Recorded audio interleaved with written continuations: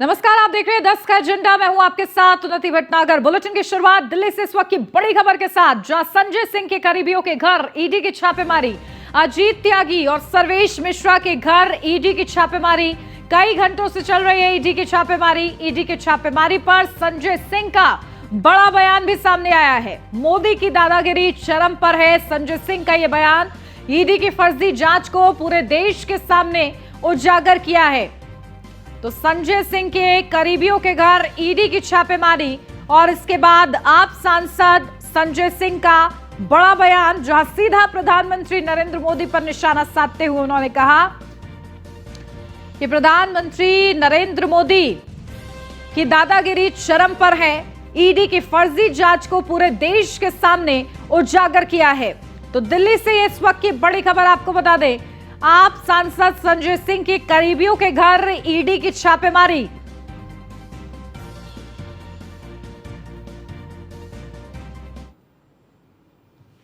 सरकार की ईडी की तानाशाही और गुंडागर्दी को पूरे देश के सामने उजागर किया। इस बात का सच पूरे देश के सामने रखा कि किस तरह से ईडी अपनी संस्था का दुरुपयोग करके, अपनी ताकत का दुरुपयोग करके जबरदस्ती शराब घोटाले में लोगों को फंसाने की कोशिश कर रही है। और जब उनको मेरे खिलाफ कुछ नहीं मिला, मुझसे उन्होंने गलती मानी, अब मेरे सहयोगियों के घर छापेमारी कर रही है। आज सुबह पता चला कि मेरे साथियों के घर पे छापेमारी की गई है। मैं ईडी को बताना चाहता हूं, किसी भी तरीके से जो भी हथियार अपनाना है अपना लो, तुम्हारे सामने न झुकूंगा, न रुकूंगा, न मोदी सरकार के इस हथकंडे के सामने कोई भी समझौता हम लोग करने वाले हैं। आपसे लड़ेंगे, आपको उजागर करेंगे पूरे देश के सामने। ईडी का किस तरह से दुरुपयोग हो रहा है, इसको उजागर करके रहूंगा। भले ही सर्वोच्च न्यायालय में जाना पड़े, उच्च न्यायालय में जाना पड़े, इस दादागिरी और तानाशाही के खिलाफ अपनी लड़ाई जारी रखूंगा। आज सुबह जानकारी मिली कि मेरे साथी अजीत त्यागी, सर्वेश मिश्रा, इन लोगों के घर पे छापेमारी की गई है ईडी के द्वारा।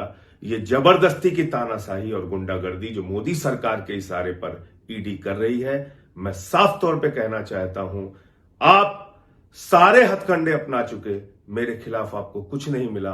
अब मेरे साथियों के यहां ये कार्रवाई, ये प्रताड़ित करने की कोशिश, इसको कतई भी बर्दाश्त नहीं किया जाए।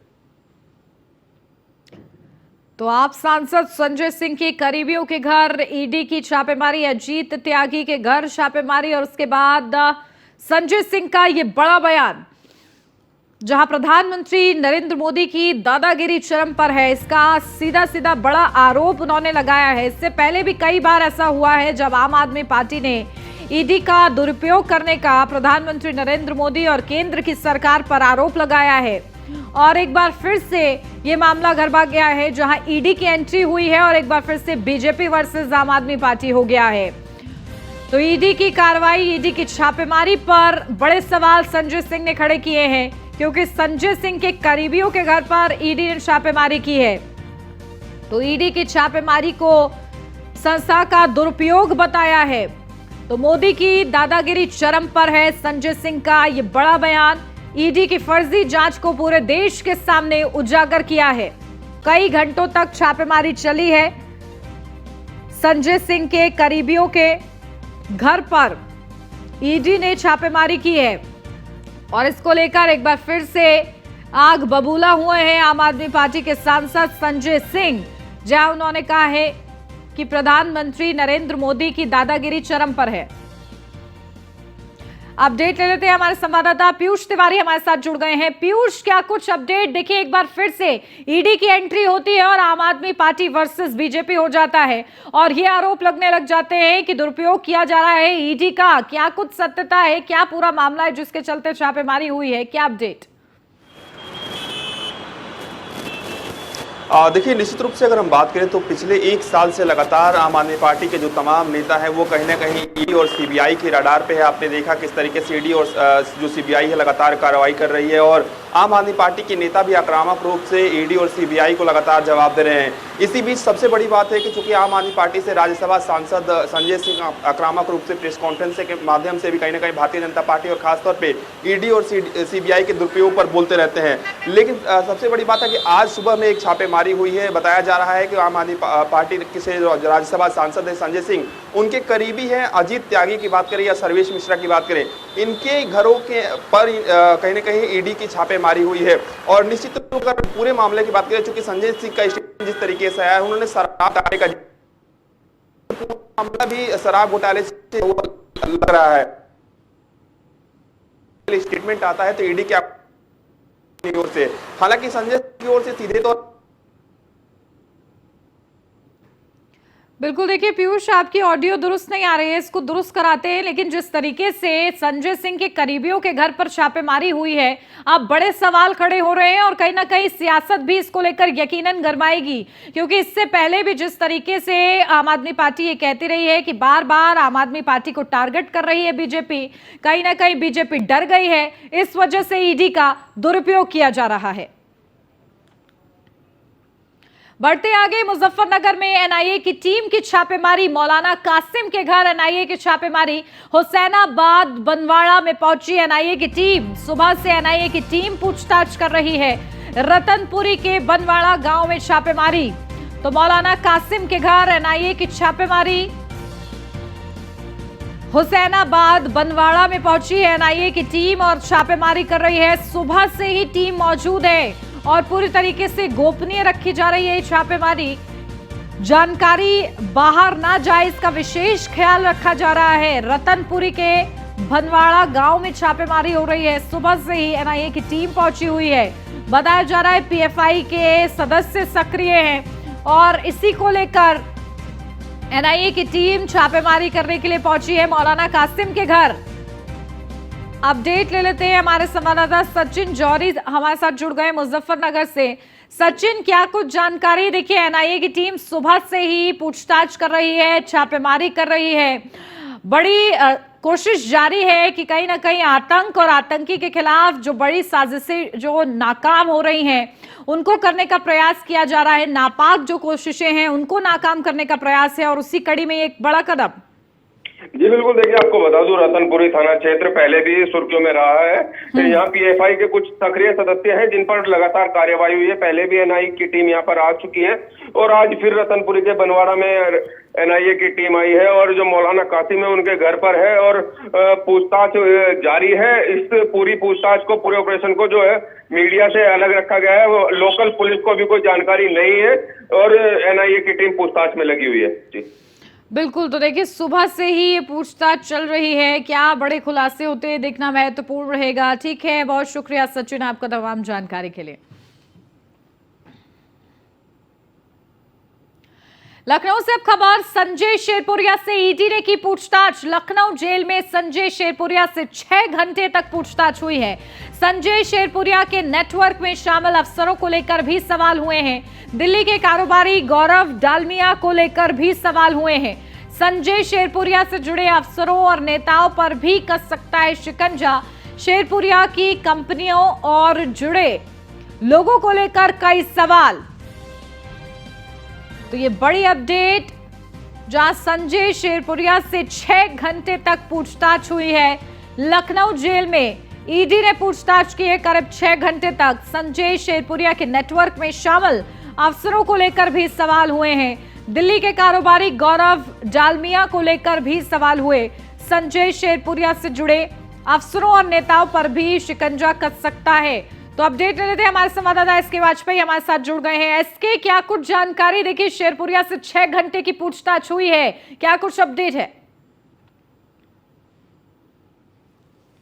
बिल्कुल, अगर हम बात करें तो महाठगी के आरोप में गिरफ्तार संजय शेरपुरिया पर लगातार शिकंजा कसता जा रहा है। जहां पहले एसटीएफ और यूपी पुलिस पूछताछ कर रही थी, अब पूरे मामले को लेकर ईडी भी देख रही है, क्योंकि मनी लॉन्ड्रिंग और साथ ही साथ बड़े पैमाने पर वित्तीय अनियमितता को लेकर सवाल उठ रहे थे, जिसको लेकर ईडी भी पूरे मामले में पूछताछ कर रही है। हालांकि ईडी ने पहले ही यूपी पुलिस और एसटीएफ से केस डायरी ली थी, जिसमें अब तक की पूछताछ का ब्यौरा था, क्या चीजें निकल कर सामने आई हैं। संजय शेरपुरिया ने अब तक क्या क्या चीजें पुलिस और एसटीएफ को बताई हैं, उस आधार पर ईडी ने अपने सवाल तैयार किए थे। कल 6 घंटे जेल में लगातार संजय शेरपुरिया से पूछताछ हुई, क्योंकि कई ऐसे मामले उस पर हैं जिसको लेकर ईडी कहीं ना कहीं तह तक जाना चाहती है, उन तथ्यों को खंगालना चाहती है कि कहां से एक वेटर से इतने बड़े ठग बनने तक का, उसने अरबपति बनने तक का सफर उसने तय किया है। सीधे तौर पर अगर हम देखें तो कल कई सवाल ईडी ने उससे किए हैं। सबसे बड़ी बात यह है कि गौरव डालमिया जो कि दिल्ली के उद्योगपति हैं, उनकी एक जांच ईडी में चल रही, उसको खत्म कराने के नाम पर संजय शेरपुरिया ने 6 करोड़ रुपए लिए थे, जो कि 2 पार्ट में उसके यूथ फाउंडेशन के एनजीओ पर ट्रांसफर किए गए थे, जिसमें एक बार में 5 करोड़ और एक बार में 1 करोड़। जिसके बाद ही जो जांच एजेंसियां हैं उनकी नजर शेरपुरिया पर पड़ी थी। हालांकि पहले भी कई शिकायतें हुई लेकिन उस पर कार्रवाई नहीं हो रही थी। इस बड़े ट्रांजैक्शन के बाद लगातार कहीं ना कहीं उस पर नजर रखी जा रही थी। यही एक वजह थी कि जब दूसरी एजेंसीज का इनपुट यूपी एसटीएफ को मिला था तो उसके बाद गिरफ्तारी हुई थी। हालांकि उसकी करीब दर्जन भर ऐसी कंपनियां हैं जिसमें कई शेल कंपनियां भी हैं जिनसे बड़े पैमाने पर ट्रांजैक्शन हुए हैं। कई जो अधिकारी हैं उनके करीबियों के खातों पर पैसे भेजे गए हैं। आखिर ये पैसे क्यों भेजे गए, क्या वजह थी, उनसे उनका क्या काम था, ये बहुत सारे ऐसे सवाल थे जिनको लेकर ईडी ने कल पूछताछ की है। साथ ही साथ जो उसकी कंपनी है और यूथ फाउंडेशन है जिसमें 6 करोड़ रुपए गौरव डालमिया की तरफ से कथित तौर पर जमा कराने का आरोप है, उस कंपनी से भी कई आईएएस और रिटायर्ड आईपीएस अफसर जुड़े हुए हैं, उनके बारे में भी ईडी ने सवाल किए।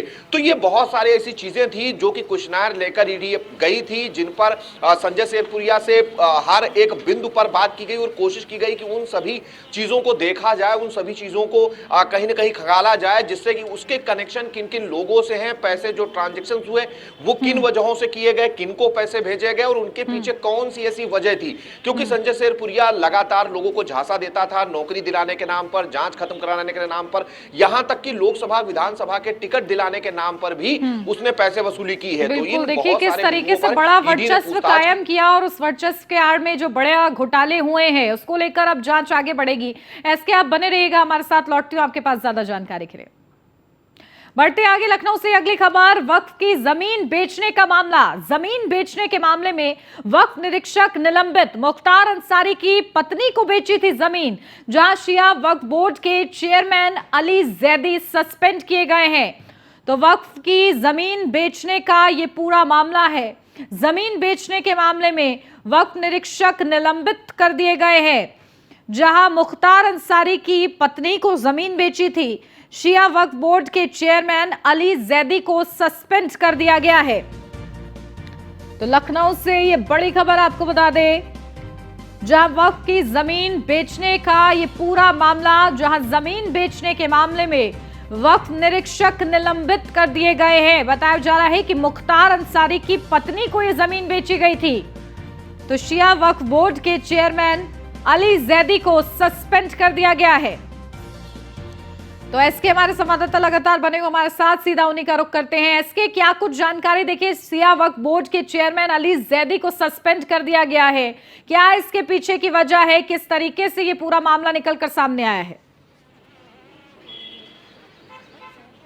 बिल्कुल, अगर हम देखें तो जो शिया वक्फ बोर्ड है उसकी वक्फ संपत्तियों को बेचने के लिए बाकायदा एक नियमावली है। किसी को संपत्ति इस तरीके से बेची नहीं जा सकती, चाहे वो मुतवल्ली हो या खुद चेयरमैन हो, इस जमीन को किसी को भी बेच नहीं सकता है, क्योंकि उसके लिए वक्फ बोर्ड की जो उपविधि है उसके अनुसार ही चीजों को आवंटित किया जा सकता है, वो भी नियमानुसार, जो कि बोर्ड की बैठक में तय होता है। हालांकि इसमें एक मुतवल्ली है जो कि मुख्तार अंसारी की पत्नी को लखनऊ में एक जमीन थी जो कि कुल 13 बीघे थी, जिसमें से 8 बीघे जमीन आवंटन का आरोप है, क्योंकि मुख्तार अंसारी के प्रभाव के चलते बड़े पैमाने पर इस तरीके की जमीनों पर कब्जे उसकी तरफ से किए गए थे, जिसमें उसकी पत्नी, उसके बेटों, साथ ही साथ उसके करीबियों के नाम पर यह जमीनें की गई थी। अब चूंकि लगातार मामलों की जांच चल रही है, उस जांच में ये चीजें निकलकर सामने आई हैं कि वक्फ की जमीनों पर भी, जो कि किसी तरीके से बेची ही नहीं जा सकती, उनको भी मुख्तार अंसारी की पत्नी अफसा अंसारी को बेचा गया है। हालांकि अफसा अंसारी भी लगातार फरार चल रही है, उस पर भी 75 70,000 रुपए का इनाम घोषित है। लगातार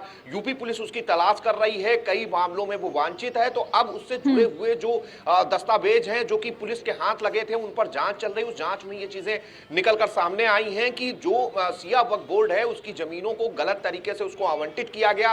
बाद में मुख्तार अंसारी के गुर्गों की तरफ से उस जमीन पर कब्जा किया गया। चूंकि अब पूरा मामला जानकारी में है, जिसके बाद सिया वक्फ बोर्ड चेयरमैन की तरफ से यह कार्रवाई की गई है, जिसमें संबंधित मुतवल्ली को सस्पेंड कर दिया गया है। फिलहाल उसके पद से उसको हटा दिया गया है। तो सीधे तौर पर हम देखें तो लगातार उत्तर प्रदेश सरकार का एक्शन मुख्तार अंसारी और उससे जुड़े गुर्गों पर जारी है। उस क्रम में 8 बीघे जमीन जो कि वक्फ बोर्ड की थी, वो आवंटित करने के मामले में मुतवल्ली को भी हटाया गया है।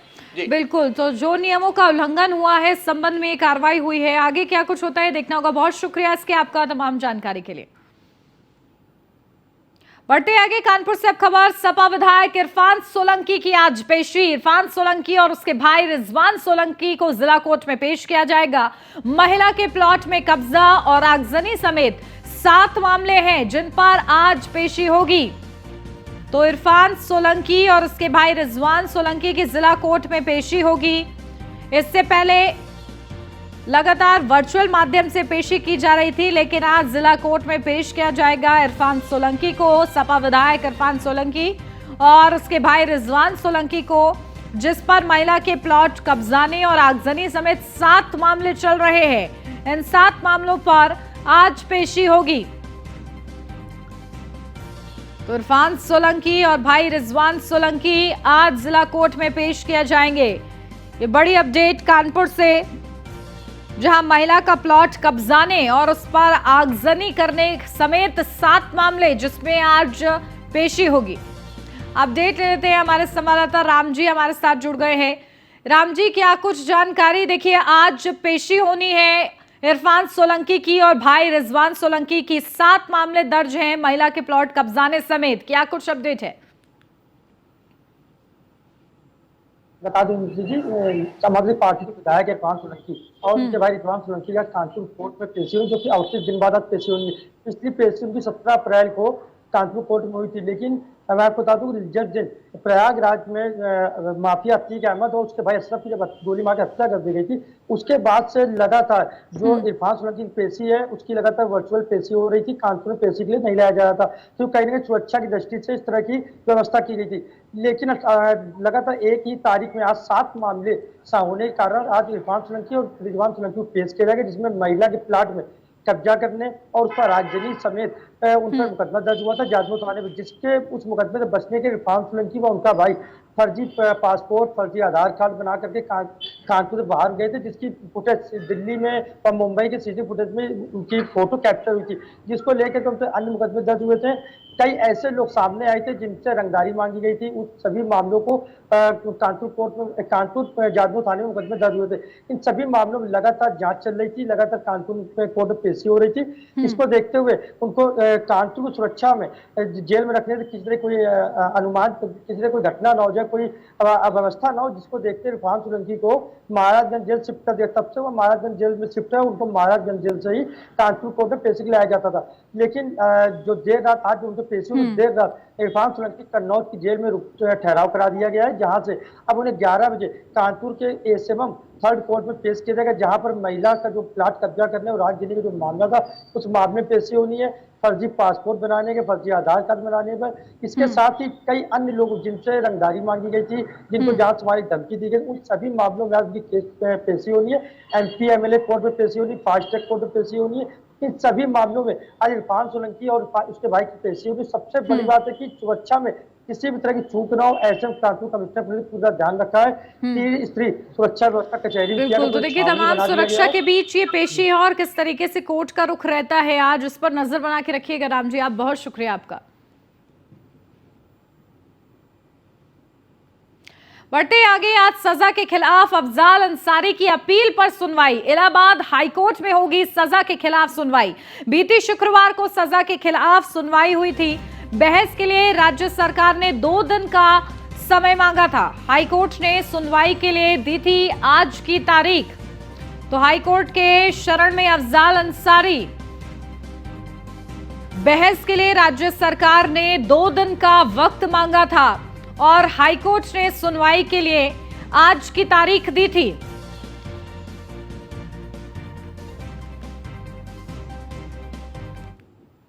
तो आइए अब आपको बताते हैं कि आखिर अफजाल अंसारी की ओर से जो दाखिल की गई है अपील, उसका आधार क्या है, फैसले को चुनौती देने के लिए क्या कुछ आधार बनाया गया है।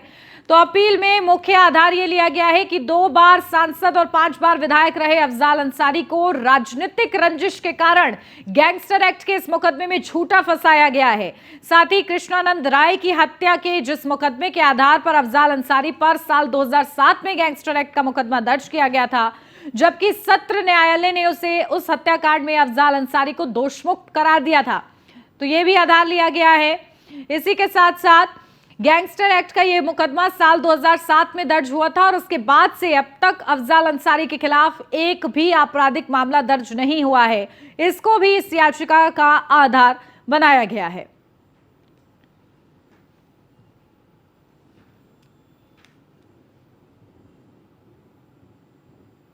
आगरा से अब खबर, पहले ही दिन बदले गए 150 करोड़ रुपए के नोट। बैंकों में जमा किए गए हैं 2000 के 75,000 नोट।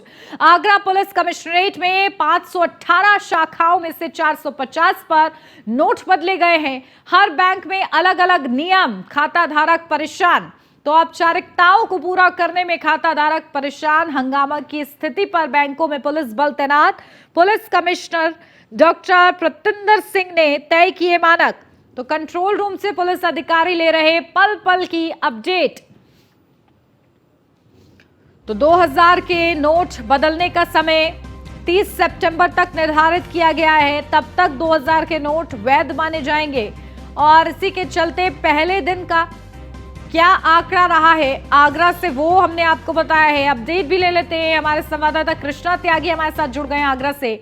कृष्णा, क्या कुछ अपडेट? देखिए, कल से ही शुरुआत हो गई 2000 के नोट बदलवाने के लिए। बड़ी संख्या में आगरा में बैंकों में लोग जो हैं पहुंचे हैं। क्या कुछ उस दौरान नजारा रहा? आज की क्या स्थिति है?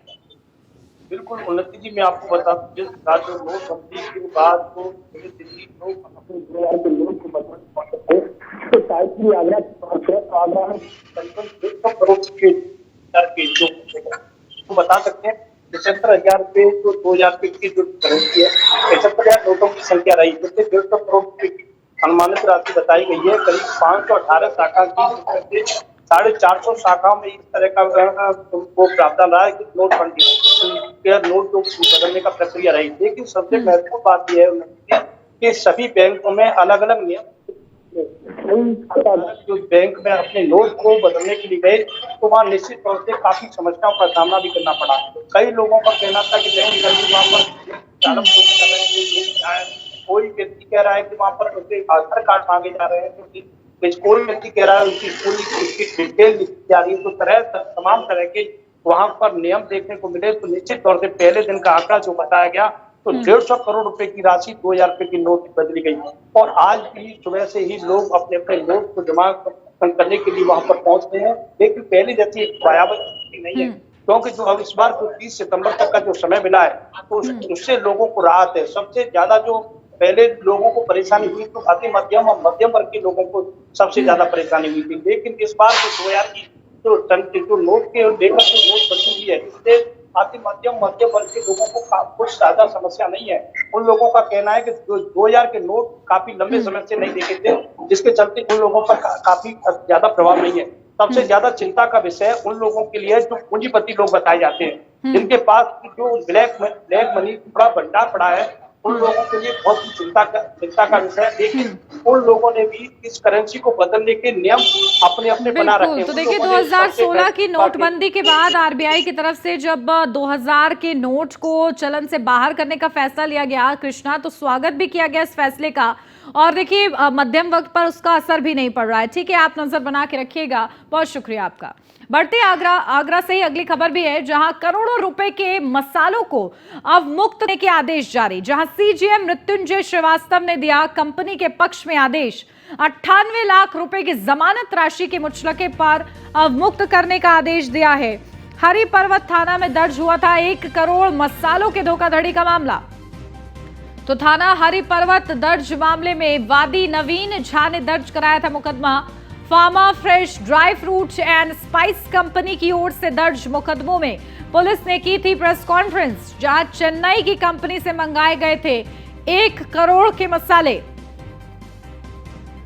तो बड़ा ये पूरा मामला आगरा से ही सामने आया है, जहां pharma fresh dry fruit and spice company की ओर से दर्ज मुकदमों में पुलिस ने प्रेस कॉन्फ्रेंस की थी और इस दौरान जानकारी साझा की थी कि चेन्नई की कंपनी से मंगवाए गए थे करीब 1 करोड़ के मसाले। तो करोड़ों रुपए के मसालों को अवमुक्त करने के आदेश जारी कर दिए गए हैं। अब सीजेएम मृत्युंजय श्रीवास्तव ने कंपनी के पक्ष में आदेश दिया है।